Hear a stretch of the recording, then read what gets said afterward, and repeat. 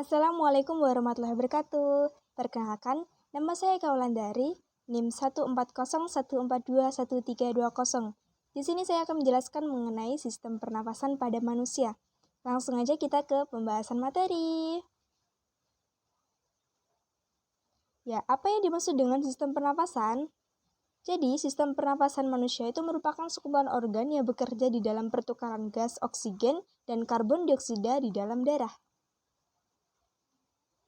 Ya, di sini selanjutnya yaitu alat dalam sistem pernafasan.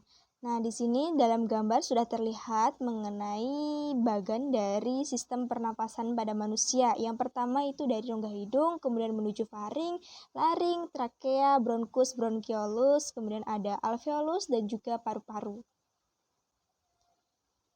Yang pertama kita akan bahas rongga hidung. Di sini sudah tampak gambar dari bagian rongga hidung. Nah, jadi hidung itu merupakan tempat masuknya udara pernafasan pertama kali.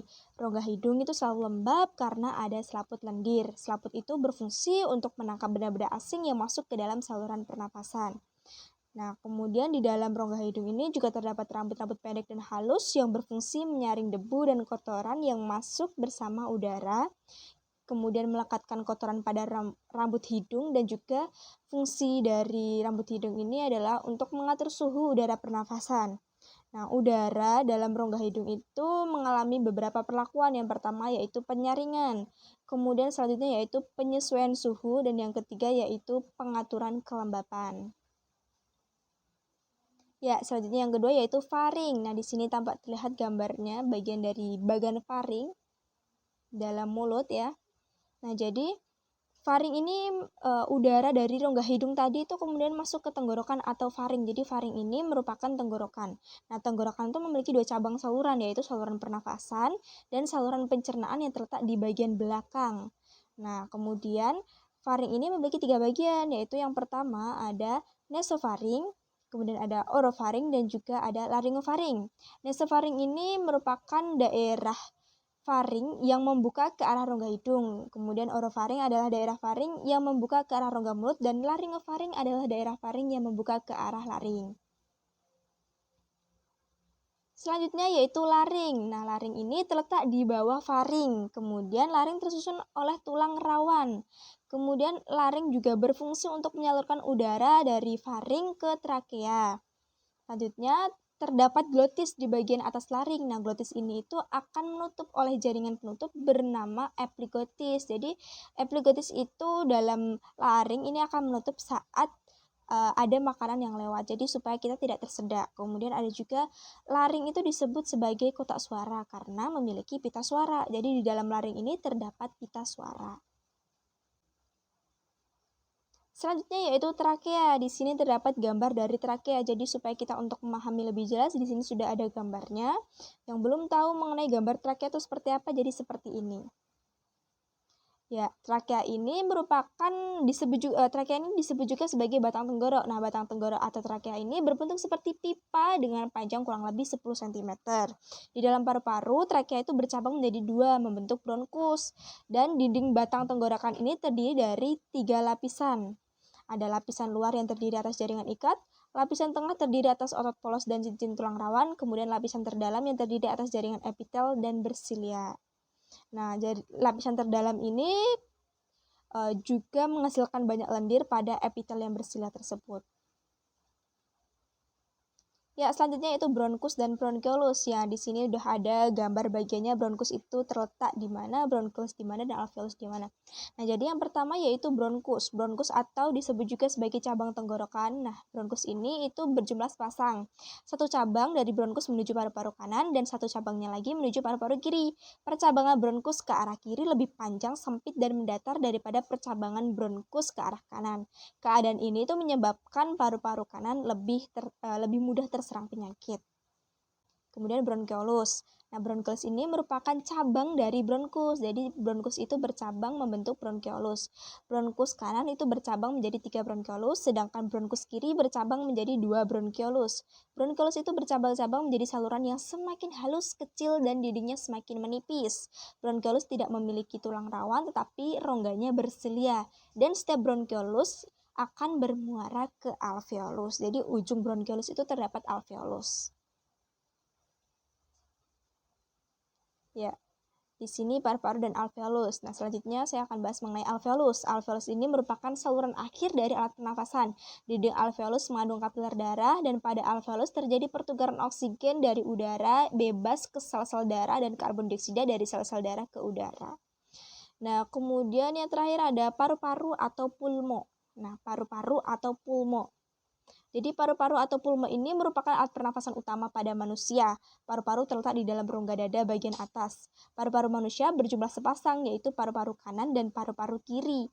Paru-paru dibagi menjadi beberapa belahan atau lobus. Dan paru-paru itu dibungkus oleh selaput tipis rangkap dua yang disebut dengan pleura.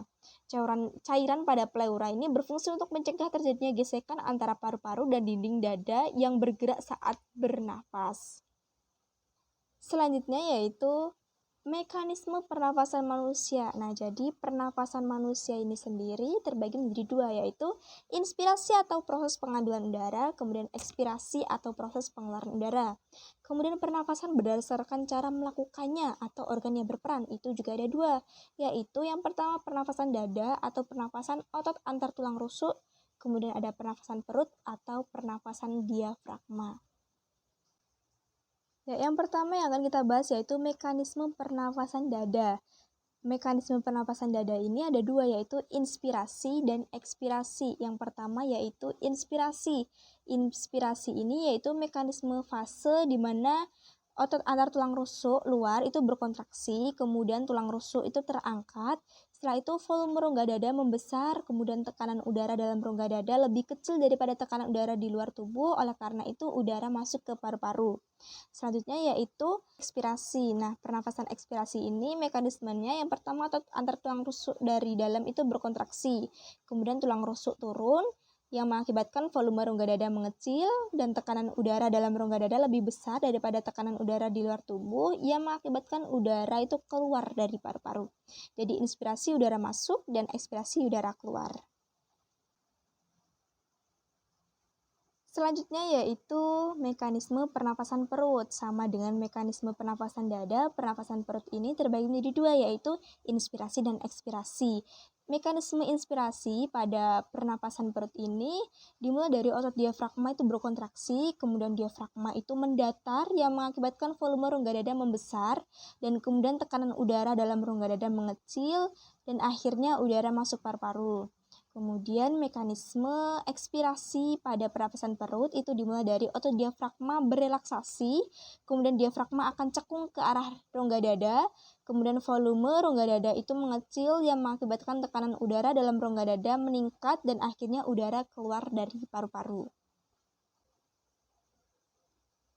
Selanjutnya yaitu macam-macam volume udara pernafasan. Jadi volume udara pernafasan ini ada 4, yaitu volume tidal, volume cadangan inspirasi atau komplementer, volume cadangan ekspirasi atau suplementer, dan juga udara residu.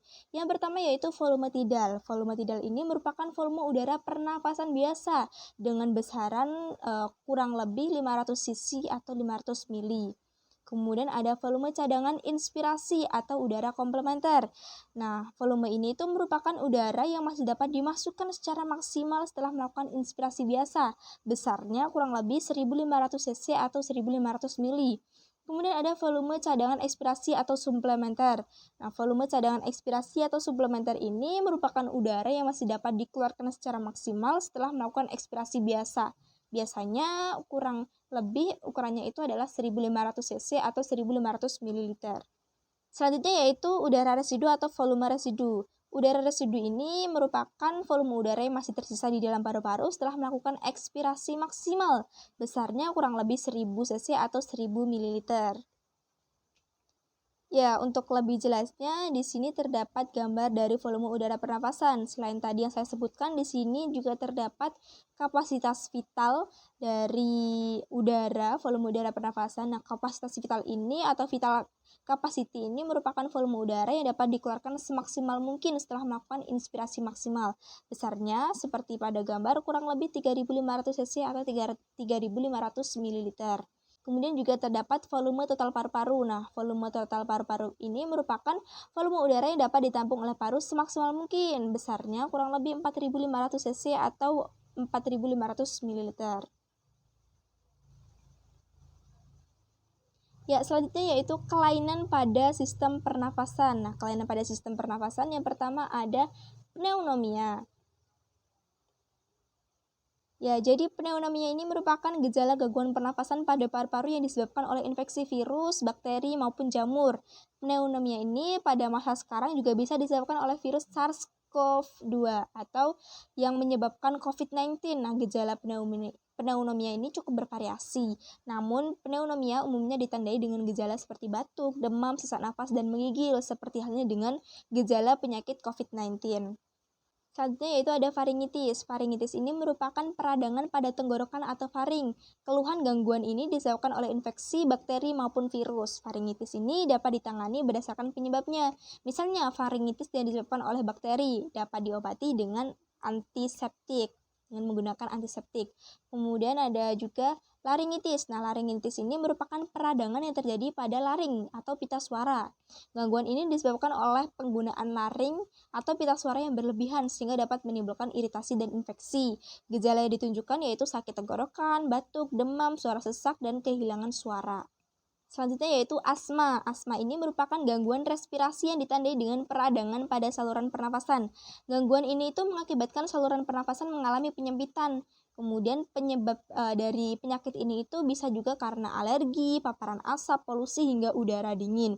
Gejala umum yang terjadi itu sesak napas, kemudian batuk dan dada terasa sesak. Selanjutnya ada bronkitis. Nah, bronkitis ini terjadi ketika saluran yang membawa udara ke paru-paru atau bronkus itu mengalami peradangan. Akibatnya, gangguan respirasi ini tuh menyebabkan penderita batuk berdahak.